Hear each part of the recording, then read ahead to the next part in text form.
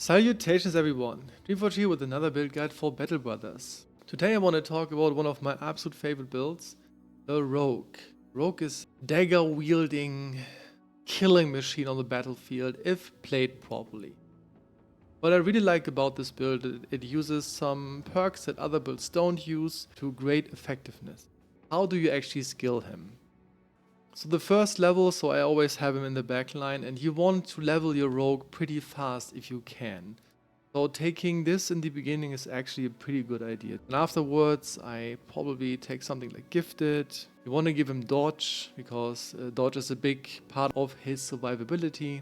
And then you can probably actually just do things like Executioner, the first unique perk that you rarely see. He will often attack enemies who are already injured or injure themselves pretty fast. Then Relentless is another very key component. You wait for your vanguards to hit. I will explain this now because it kind of makes sense to do so. So you will wait in between or occasionally, because you want to wait until your vanguard or your legionnaire, both build guides in the description obviously. You should debuff like pretty dangerous foes like Chosen, like Orc Warriors for example. You want to daze them, stun them if you can, or trap them with a net. So you either have a Legionnaire around that stuns a target, or you have a Vanguard around with a big mace that dazes the target, and then this death blow effect that you get from this Katal dagger, I kind of jumping a little bit to explain like the basic idea of this. You get a lot of damage bonuses. You get a damage bonus like plus 20%, and then you ignore even more armor. Even without this debuff effect, a rogue can easily kill almost everything. He dodges a lot and he does a lot of damage. He can stab 3 times due to the mastery of dagger. Dagger mastery is another thing you absolutely want to take. Pretty important is this too. You will move around, and this obviously helps with that. You want to spend as less AP in moving and in killing. So this is obviously something you want to take. And then you wear not really heavy armor. This ties perfectly together with dodge. This is actually really good. And then you take this. So you get another 25% ignore to ignoring armor. You get 2 very crazy mounts. You sometimes 2-shot a raider when he is full armor. So this is a very strong character. What I really like is giving him this. It makes him even more tanky. You will tank with your HP because you are nimble, and having 25% more HP is absolute crazy. This is very, very useful. I would always take this. And then this last perk is very free. Some people might say Underdog. I don't like Underdog because normally if you're in the near surroundings of your enemy, you kill them pretty fast, so they rarely get a chance to actually hit. Because of your high initiative, you act probably always first. But then I take Fearsome, because you hit HP a lot. It's not really rare that you kill, like for example, a raider, or you kill something else, and the enemies around that, they flee too. Sometimes you have like 5 hits on one target. Every time Fearsome gets procced, plus the normal damage to actually do that procs like resolve checks, this thing is just absolutely insane. I feel that this is one of the strongest characters that you can actually build, again, if set up properly with a Vanguard, or you throw a net from a Huskar.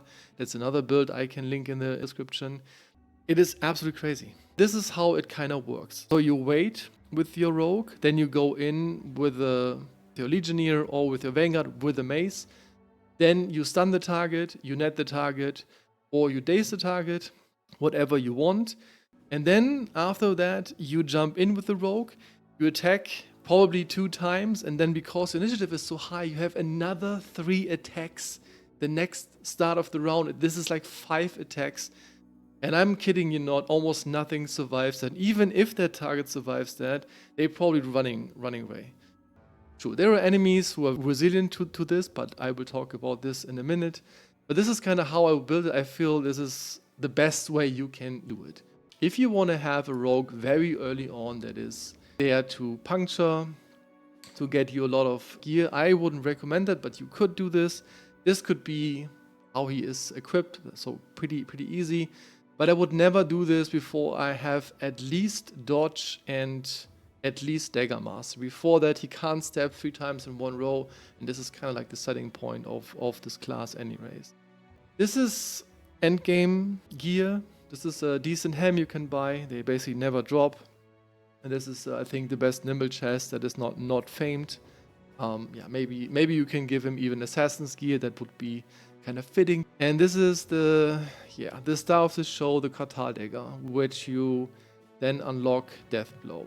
And what I said before, you get the damage multipliers with days. You get damage multiplier because executioner. You get even more damage from duelist. Then everything ties together. It feels like hitting 3 times with a flail on the head or something.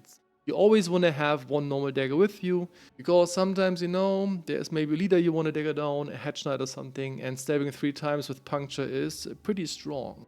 I load this up here because even though I feel this build is absolutely insane, you can play this everywhere you want, but I feel like switching out when you fight like undeads, I think big undead fights, like against, again, fallen heroes and something like this, you know, having this long axe to maybe snipe some ghosts is obviously very good. I like this more, so I always keep this in my bag for my rogues. They have like this. You can of course take maces too if you want. I don't like swords or using swords for something like this, but I would probably switch this if I have like those big fights against undead. It is just a bit better. So how do you level this guy? Very unique again. So before we start leveling, you always want to pick a background that has a lot of initiative. We're talking 120 plus, I would say, or 115 plus. And there's even like a red catcher that can roll very high. I even had, and this was actually a funny story, I was trying to find a good background for a rogue. I hired, I don't know, 20, 30 bros, they were all trash. And then I left the southern city and I hired a male belly dancer. And he was absolutely amazing. And then I just took him for my second rogue. He had very good stats, very good initiative. He was even dexterous, I think, and sure footing. So an absolute crazy find. Like, I was very happy.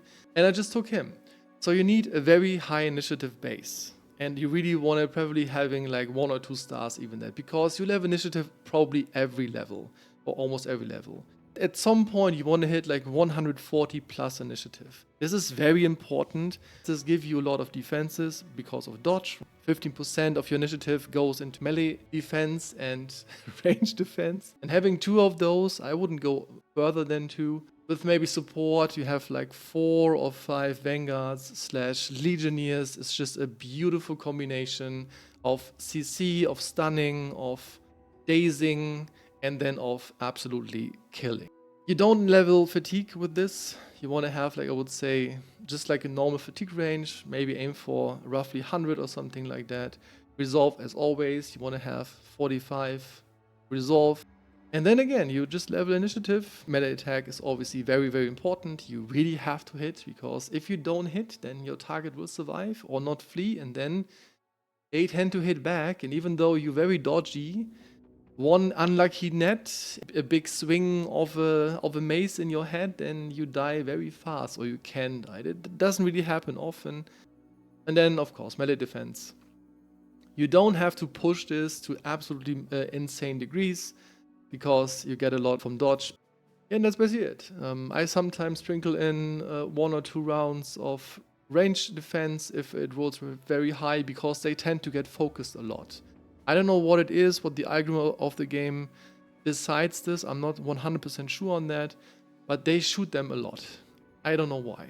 And then they have a very high dodge range defense anyways, and then pushing this, making the enemy wasting their ammo even more, right? Alright. I hope you have a lot of fun. I absolutely love this build, as I mentioned 10 times before.